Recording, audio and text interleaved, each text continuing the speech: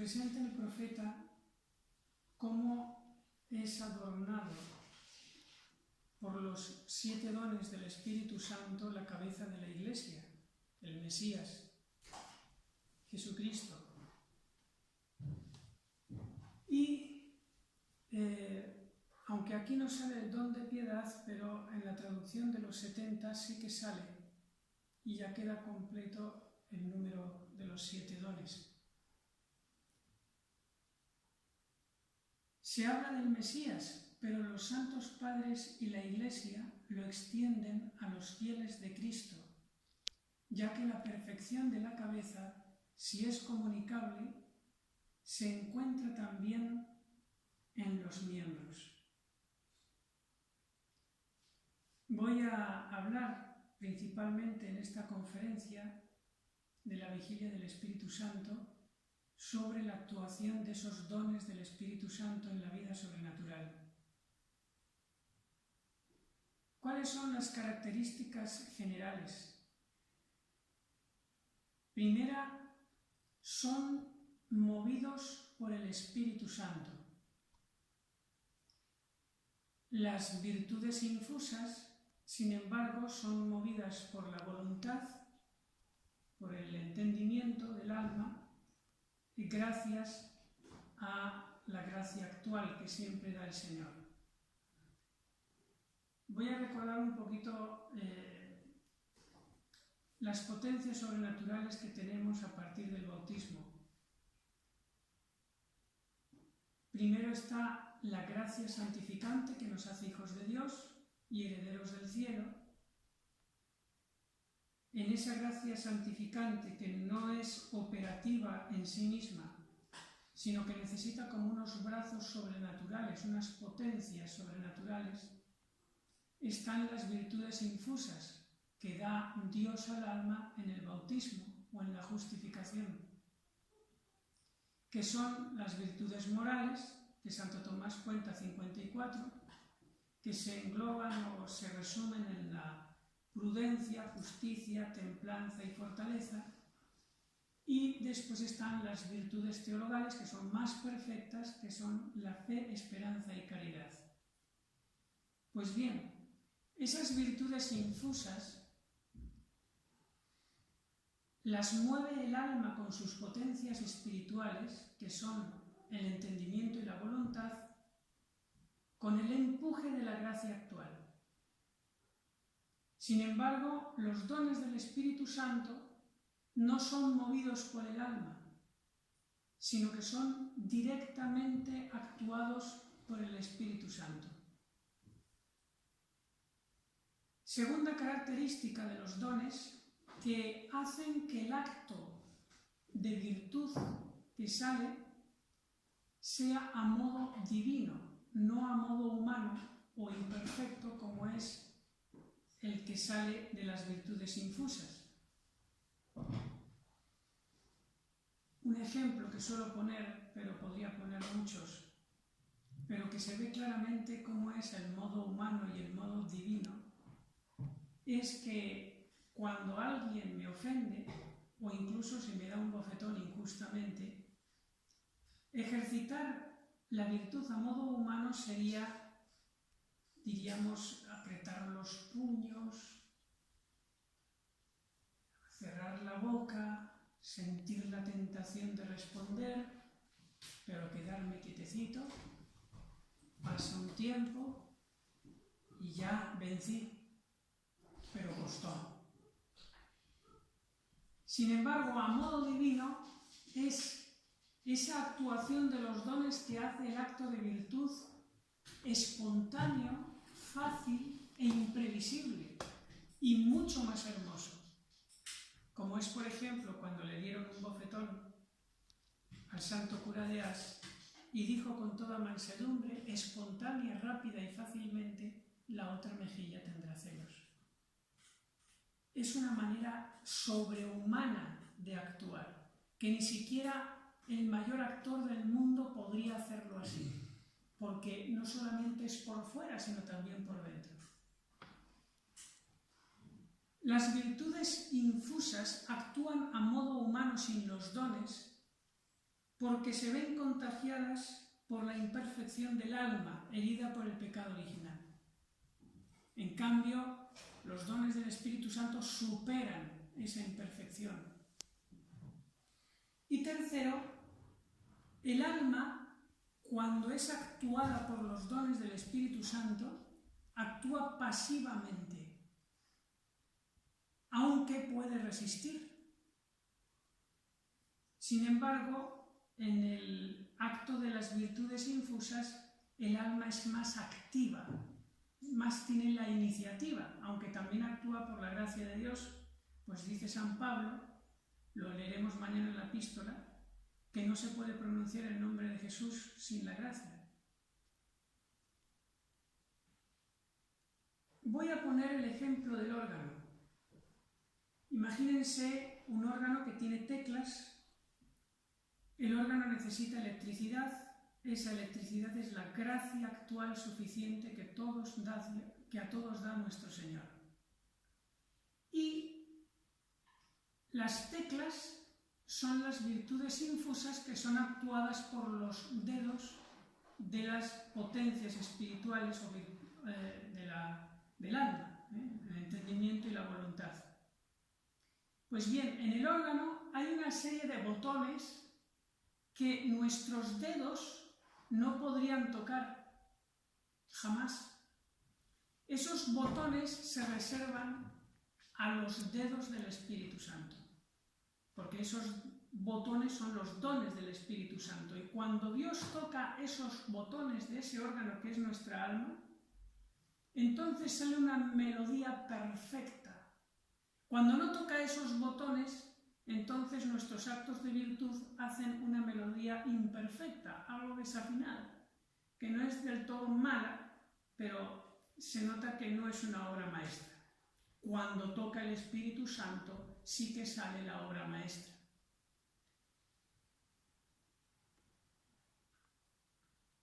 Con los dones del Espíritu Santo, el Espíritu Santo rige inmediatamente nuestra vida sobrenatural. Es como una especie de posesión sutil del alma. Así como hemos escuchado la palabra posesión preferentemente para la posesión diabólica, como el demonio se mete en un cuerpo y hace de él lo que quiera, cuando el Espíritu Santo actúa predominantemente a través de sus dones en un alma, la posee sutilmente en su alma para que las acciones de esa persona que ya está en un estado superior sean las acciones que el Espíritu Santo haría si se encarnase en él, porque ya actúa a modo divino. Por eso los santos son tan bellos. Da gusto ver a una persona que es profundamente piadosa y fervorosa en un estado, diríamos, excepcional. Yo he conocido a algunos que todo lo que hacen parece que no se podía hacer en sus circunstancias algo mejor, y todo lo que dicen, o al menos muchas cosas de las que dicen, parece que no se podía decir en esas circunstancias algo mejor. Y hasta en las cosas más naturales y cotidianas como el comer, todo lo hacen con una modestia sobrenatural que espanta, que llama la atención. Es esa melodía perfecta de los dones del Espíritu Santo en un alma que se le ha rendido totalmente.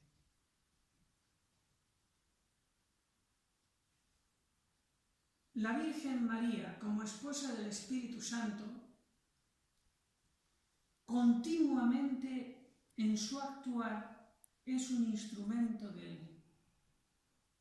Si el Espíritu Santo se hubiera encarnado en la Virgen María y ella no hubiera tenido un yo humano, sino solo un yo divino, el Espíritu Santo, es una hipótesis que no se ha dado, pues en el actuar sería lo mismo, aunque con la diferencia de que los actos de ese ser femenino, diríamos, unido hipostáticamente a la persona del Espíritu Santo, serían de un valor infinito. Y de la Virgen no podemos decir eso, porque es persona humana. Pero al exterior sería igual. la misma belleza, porque la Virgen llegó al tope de lo creatural en orden a la santificación.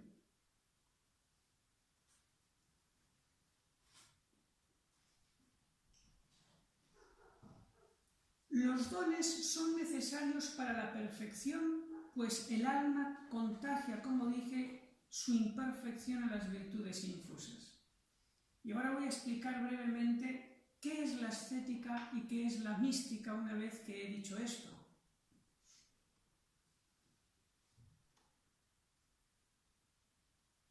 Hay una sola vía de personas que existen en este mundo, pero hay un solo camino general de santificación. Algunos dicen que no, que son dos, la vía ascética y la vía mística. Pero ese doble camino, que dicen algunos, ha sido desmentido claramente en las obras ni más ni menos que de Santa Teresa y de San Juan de la Cruz. El camino de la santificación es cuando el alma, en su vida sobrenatural, prevalecen con mucho la actuación de las virtudes infusas a manera humana, sin la influencia de los dones del Espíritu Santo. Algunas veces en el estado ascético se pueden dar actos de virtud místicos por la influencia de esos dones, pero predomina mucho más la manera de actuar ascética. Me hacen algo y pongo mala cara, pero me resisto, etcétera, etcétera. Manera ascética. En cambio, en el estado místico se caracteriza porque predomina en mi ejercicio de la virtud el modo divino, es decir, la actuación de los dones del Espíritu Santo. Y ese es el estado místico. No es levitar, no es tener revelaciones o locuciones, sino que es sencillamente estar, diríamos, en las manos activas del Espíritu Santo y dejarse hacer. Esto generalmente en el estado místico, y cada vez como se va avanzando más, cuarta, quinta, sexta, séptima morada, en el estado místico lo normal es que haya contemplación infusa en la oración, porque la contemplación infusa no es otra cosa que la actuación de los dones del entendimiento, especialmente sabiduría, entendimiento y ciencia, sobre el alma, haciéndole, diríamos, una noticia inefable, inexplicable de la divinidad en este mundo. Pero no es absolutamente esencial la contemplación infusa en el estado místico, pues se han dado santos, aunque no son los más, en que estando plenamente en el estado místico no tienen contemplación infusa sino raras veces, como por ejemplo Santa Teresita de Lisieux, que estaba en el estado místico pero influían más en ella los dones afectivos que no producen esa contemplación infusa. Los dones afectivos son los que, ya lo veremos después, los que inciden más en las virtudes infusas que se refieren a la voluntad.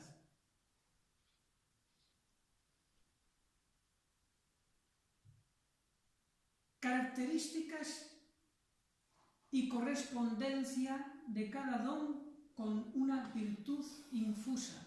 Esto es doctrina de Santo Tomás de Aquino. Respecto al entendimiento, al don de entendimiento, influye en la virtud teologal de la fe, la perfecciona. Es el don propio o el que más necesita el teólogo. Y la Virgen María lo tenía en grado sumo, como todos los dones, porque ella sabía escudriñar el sentido más pleno de las Sagradas Escrituras del Antiguo Testamento, sobre todo en lo que se refería al Mesías.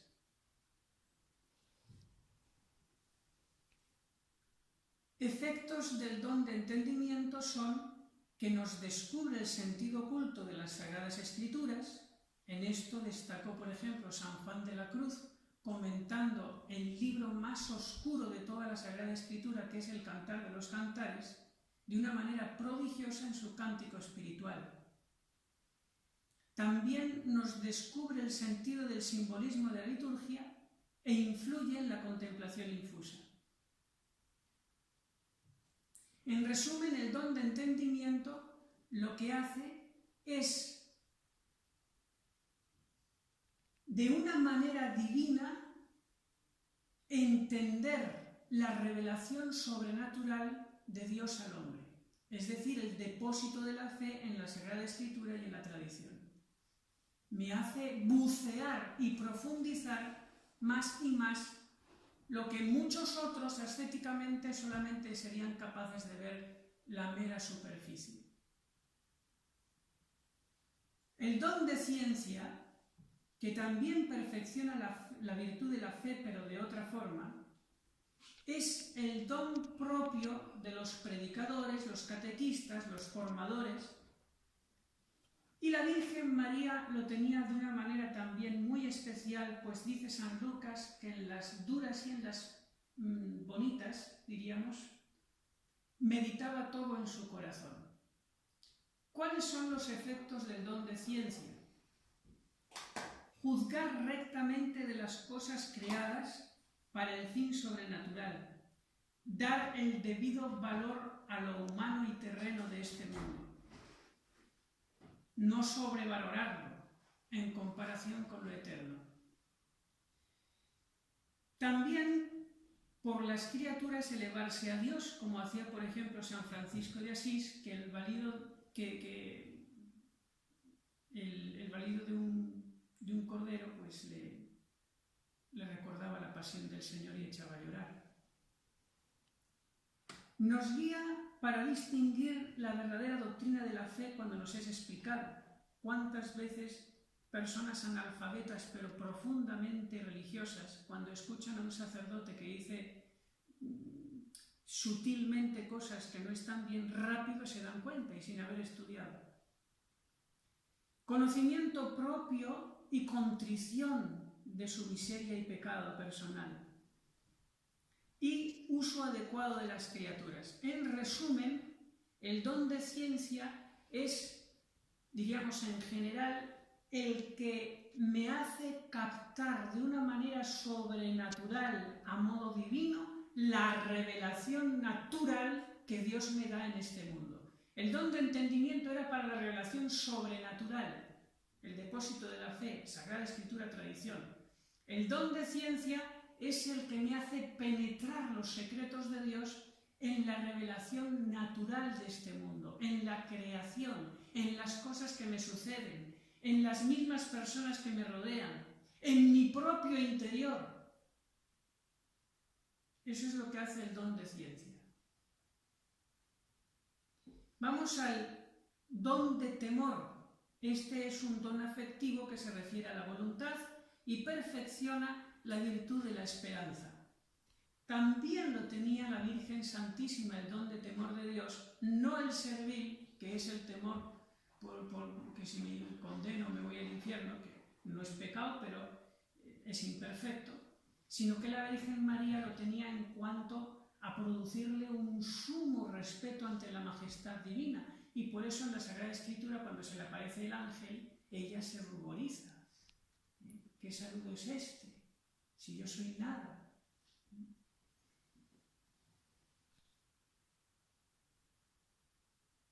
Efectos del don de temor.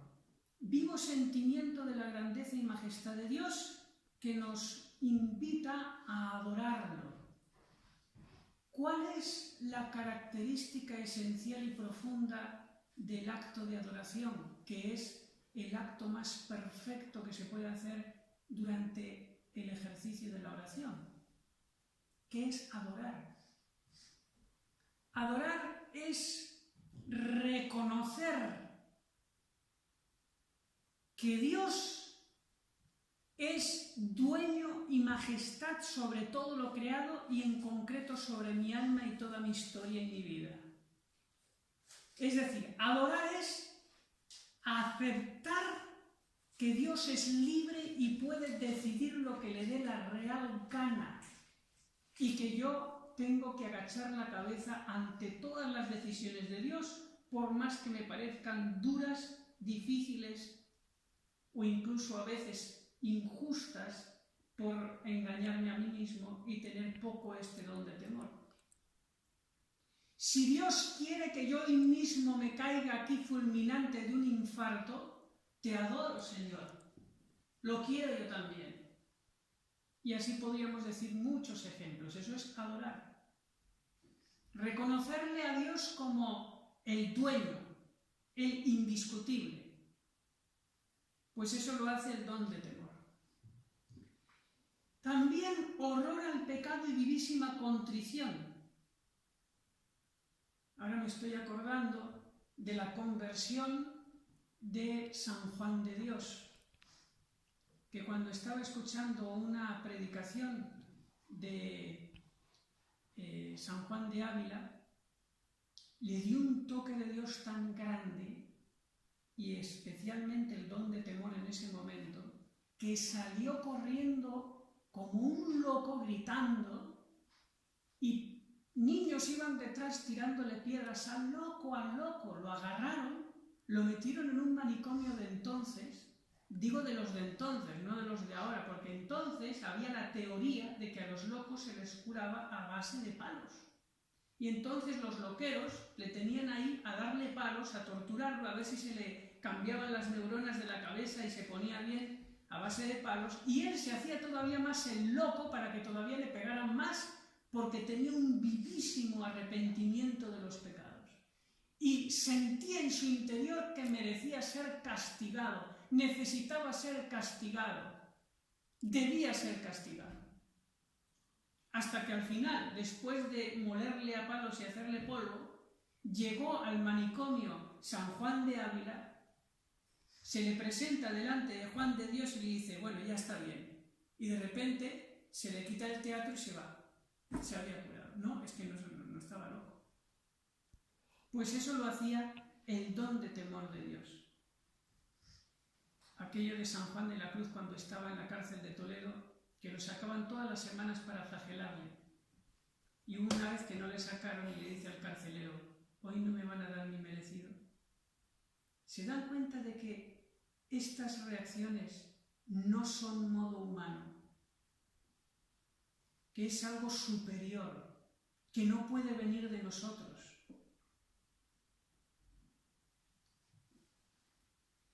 El don de temor da una vigilancia extrema para evitar las ocasiones de pecar. Nosotros, por la inclinación de la concupiscencia, herencia del pecado original, ante la ocasión de pecar, pues sentimos esa inclinación, ese como poner el pie en un tobogán y que me resbalo. Pues bien, el don de temor es el que hace precisamente lo contrario a esa inclinación de la concupiscencia. Es como una especie de instinto sobrenatural, instantáneo y fácil, que ante la ocasión de pecar, el alma inmediatamente se alerta y hace el movimiento contrario. Les voy a poner el ejemplo de un misionero que cuenta el padre José Antonio Laburo, que iba por ahí caminando y de repente pisa algo blando, se fija y resulta que era una serpiente y era súper venenosa que le podía matar, pero estaba medio dormida.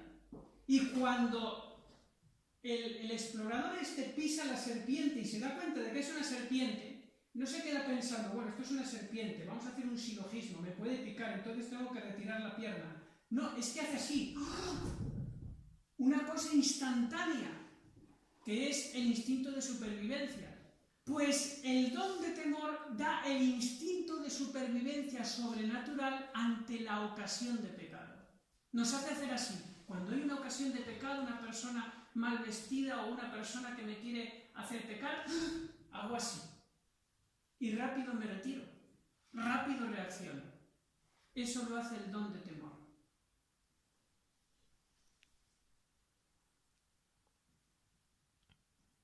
Don de sabiduría es el más importante y valioso de todos, porque es el que perfecciona la virtud de la caridad, que ahora no me da tiempo a explicarlo, pero la virtud de la caridad, que es la reina, la más importante de todas,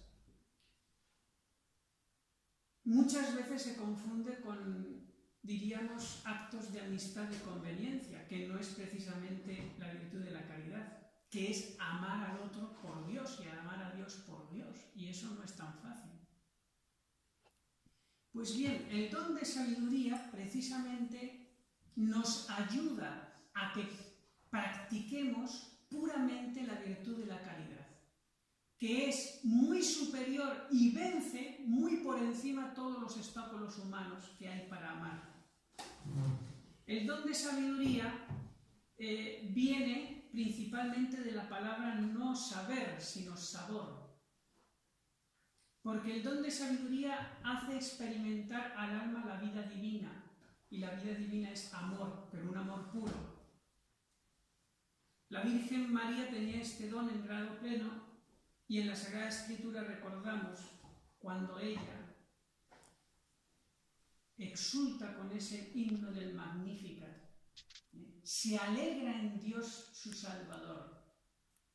Eso es propio del don de sabiduría sobre la virtud de la caridad. Soy feliz porque Dios es feliz, y pase lo que me pase a mí, aunque me hunda, seguiré siendo feliz, porque como yo amo a Dios por Dios y no por lo que me pueda dar, soy feliz porque Dios es feliz y nunca le quitaré un grado de felicidad ni se lo pondré, y eso me hace más feliz todavía. Pues bien, el don de sabiduría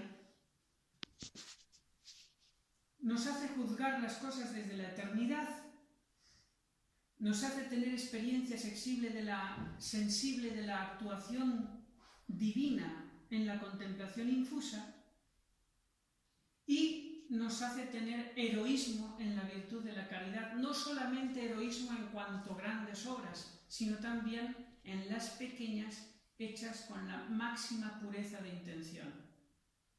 Porque eso es la intensidad de la virtud, la pureza de intención, no tanto el apretar los puños. Eso lo hace el don de sabiduría sobre la caridad.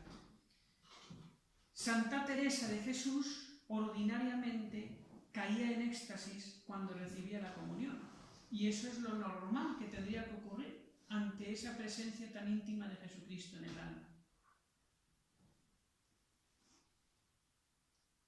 El don de consejo. El don de consejo actúa sobre la virtud de la prudencia. La Virgen Santísima lo tuvo en grado eminente y se prueba porque cuando se le aparece el ángel Gabriel y le dice de pasada tu prima está encinta, ella enseguida la coge al vuelo y se va 4 días de camino a ayudar a su prima. El don de consejo le dijo que ahora, en este momento y aquí, la voluntad de Dios es esa, que te vayas a ayudar a tu prima. Eso es lo que hace el don de consejo. Rectitud de conciencia, solución fácil de casos de conciencia difíciles, prudencia en el gobierno teniendo en cuenta todas las circunstancias, el objeto que se trata, predisposiciones, psiquismo de las personas y docilidad ante los superiores. El don de consejo, en resumen, es el que me dice de a modo divino, espontáneamente, con facilidad y de una manera imprevisible, ¿qué es lo que Dios quiere que yo haga en este momento? Y también incluso puede actuar sobre una persona para que vea lo que tiene que hacer otra en la voluntad de Dios. Y eso es el discernimiento de espíritus en los directores espirituales. Es un don importantísimo porque es ni más ni menos que saber en cada momento cuál es la voluntad de Dios en mi vida. Fíjense. Es un don de entendimiento, o sea, es un don que afecta al entendimiento de una manera práctica. Recuerden que el don de entendimiento es la revelación sobrenatural. El don de ciencia, la revelación natural. El don de sabiduría es la experiencia de la vida divina, el sabor del amor de Dios. Y el don de consejo es el aquí y ahora, no en la teoría, sino en la práctica, ¿qué Dios quiere de mí?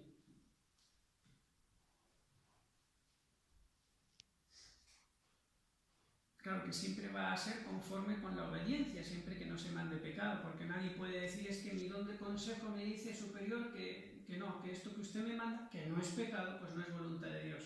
Entonces no cuadra. El don de consejo te va a decir, tú obedece, que para ti eso es la voluntad de Dios, aunque el superior tal vez se esté equivocando y no esté mandando lo que Dios quiere, y no esté actuando en ese momento por el don de consejo. El superior se puede equivocar, incluso cuando no manda pecado. Pero para mí, que me está mandando, y yo hago lo que el superior me está diciendo, aunque se equivoque y Dios no quisiera que mandase eso, yo, que soy el que obedezco, sí que acierto, sí que hago lo que Dios quiere, porque Dios quiere que obedezca. Don de piedad. Es el don afectivo, es decir, que afecta la voluntad, que perfecciona la virtud de la justicia. La Virgen Santísima tuvo el don de piedad de una manera muy especial porque precisamente era Madre de Dios.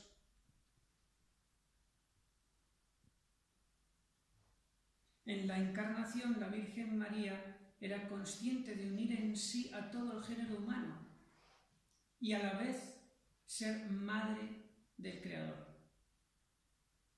y de la cabeza de toda la Iglesia. Efectos del don de piedad son sentir la paternidad divina y la fraternidad universal, con el efecto subsiguiente de la ternura. Y, además, otro efecto, el abandono en Dios.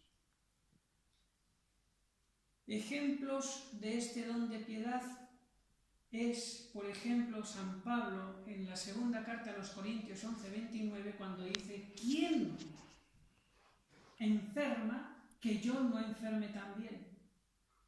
¿Quién se escandaliza que yo no me abrase? San Pablo tenía ese don de piedad cuando escribía esas palabras, sintiéndose como parte del mismo cuerpo junto con todos los cristianos, con toda la Iglesia. El don de piedad precisamente es el don contrario al egocentrismo, al verse solo uno a sí mismo y yo y nada más, sino que el don de piedad me hace verme como pieza, como conjunto, como parte de ese cuerpo místico que es la Iglesia, y estar más en el otro. Veo de una manera sobrenatural más las relaciones que hay entre los otros y yo, y más fácilmente me pongo en lugar del otro, y al otro lo pongo en mí. Y en mi corazón se ensancha para que quepan todos, y no dejo a ninguno fuera. Ese es el don de piedad. Por ejemplo, San Pablo en la carta a los Romanos 12:15 nos habla de que hay que llorar con los que lloran y hay que reír con los que ríen.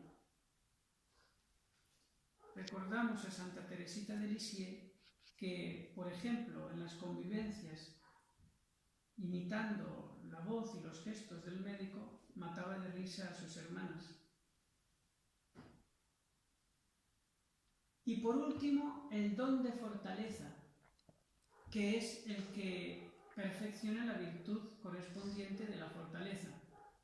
La Virgen María, no hacía falta ni decirlo, esto se expresó de una manera máxima en el Stabat Mater, al pie de la cruz. Solamente decir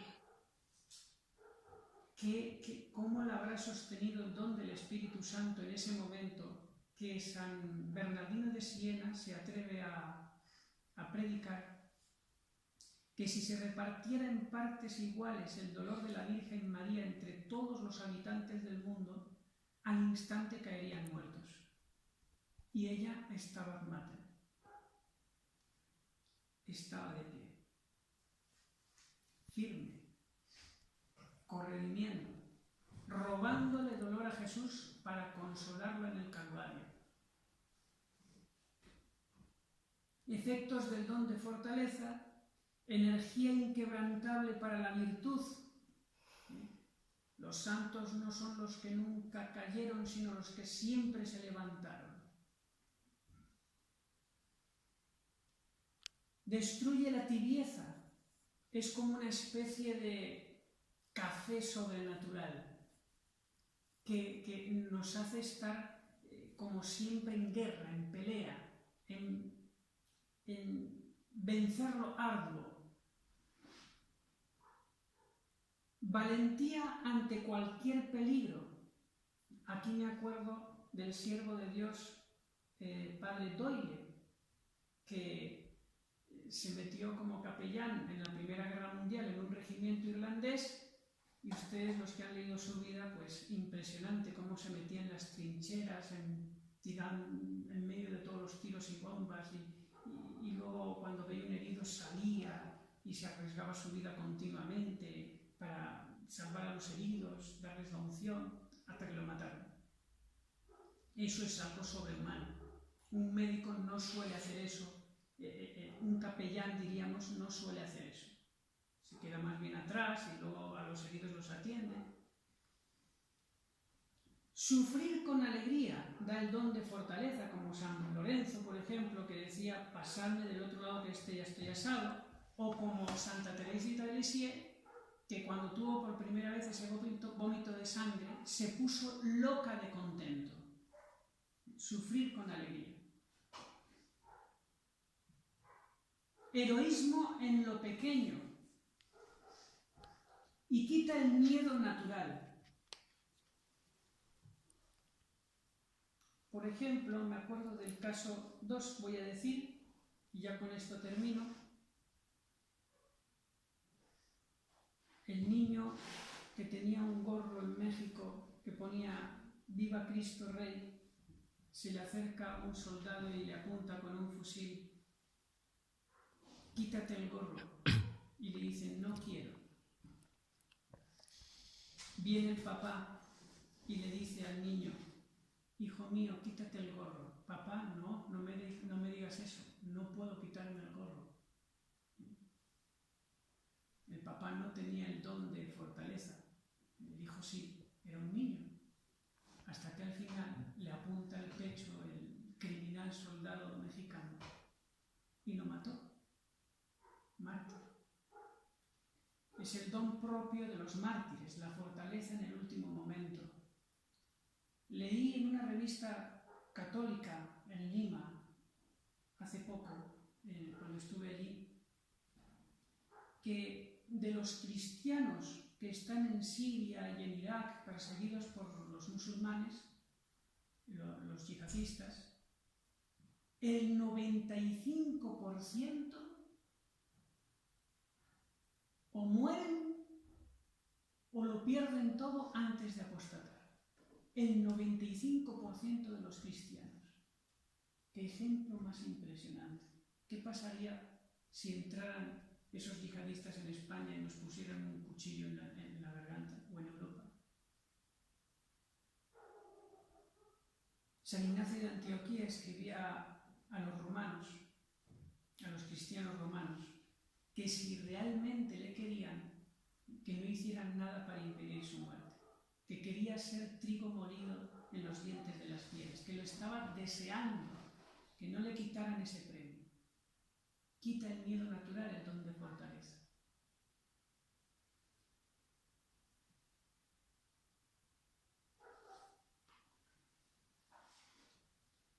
a terminar, después de haber hablado de todas estas armas sobrenaturales, que se actúan cada vez más conforme voy, diríamos, correspondiendo a la gracia. Alguno podría preguntar, Padre, ¿qué hacemos para que Dios toque esos botoncitos del órgano que yo no puedo tocar y tenga actos místicos? ¿Qué hacemos para salir de ese estado ascético y pasar al místico? Dice San Juan de la Cruz que para pasar del estado ascético al místico es necesario ejercitarse mucho en el ascético, corresponder a la gracia divina, evitar al máximo las imperfecciones. Y lo contrario a esto, y es lo que nos estanca, diríamos, en la tercera morada, que es lo máximo dentro de lo ascético, son las faltas voluntarias y repetidas. Todo aquel que tenga imperfecciones, no digo ya pecados veniales, imperfecciones voluntarias y repetidas, despídase de la santidad, del estado místico. Por ejemplo, amistades particulares, por ejemplo, apegos a comida, a que me dejen en paz, a la honra, esas cosillas que a lo mejor no son ni pecado venial, pero son imperfecciones. Me apego, las repito, y es como el hilo que me impide volar. Y eso es por lo que la inmensa mayoría de las personas se quedan estancados en esa tercera morada, que es, diríamos, dentro todavía de la vía purgativa o estado ascético. Años y años. Cuando uno dice se acabó, como hizo Santa Teresa después de 18 años de lucha delante del crucifijo, y dijo que ya quería, aunque se hunda el mundo, ser fiel a Jesucristo, y tomó una determinada terminación de santidad, pues en ese momento ya empezó a entrar en cuarta morada, empezó a romper hilos, y fíjese hasta dónde llegó, matrimonio espiritual. Bueno, pues voy a terminar, como digo, con esta lectura de Efesios capítulo 6, donde me habla San Pablo de la milicia cristiana. Por lo demás, confortaos en el Señor y en la fuerza de su poder, vestíos de toda la armadura de Dios para que podáis resistir a las insidias del diablo. Que no es nuestra lucha contra la sangre y la carne, sino contra los principados, contra las potestades, contra los dominadores de este mundo tenebroso, contra los espíritus malos de los aires. Y ahora empieza a hablar de todo lo que hemos dicho ahora, la gracia santificante, las virtudes infusas, los dones. Dice, tomad pues la armadura de Dios para que podáis resistir en el día malo y vencido todo, os mantengáis firmes. Estad pues alerta, ceñidos vuestros lomos con la verdad, revestida la coraza de la justicia y calzados los pies prontos y anunciar el evangelio de la paz. Embrazad en todo momento el escudo de la fe con que podáis apagar los encendidos dardos del maligno. Tomad el yelmo de la salvación y la espada del Espíritu, que es la palabra de Dios, etcétera, etcétera. Estamos armados de potencias sobrenaturales que nos hacen invencibles si la voluntad no fallara. Si yo me enfrentara con un león con un cuchillo, entonces ya podía salir corriendo, no tendría nada que hacer. Pero si yo me enfrento contra un león con una ametralladora, entonces es el león el que tiene que salir corriendo. Pues ¿qué tendremos nosotros para que más razón haya que el demonio nos tema que nosotros le temamos a él estando en gracia?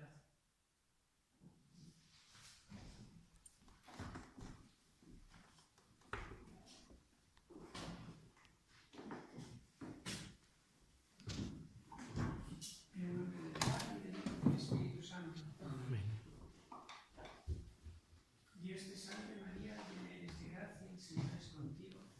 Bendita tú eres entre todas las mujeres, bendito es el fruto de tu vientre, Jesús.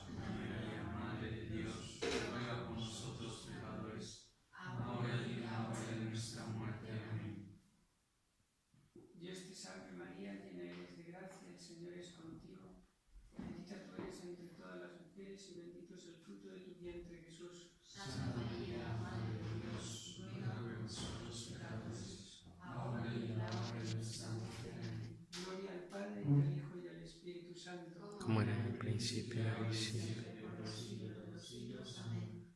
Sagrado corazón de Jesús, En vos confío, dulce corazón de María, sé la salvación del alma. Santo Patriarca José, ruega por nosotros, ven Espíritu Santo, y envía desde el cielo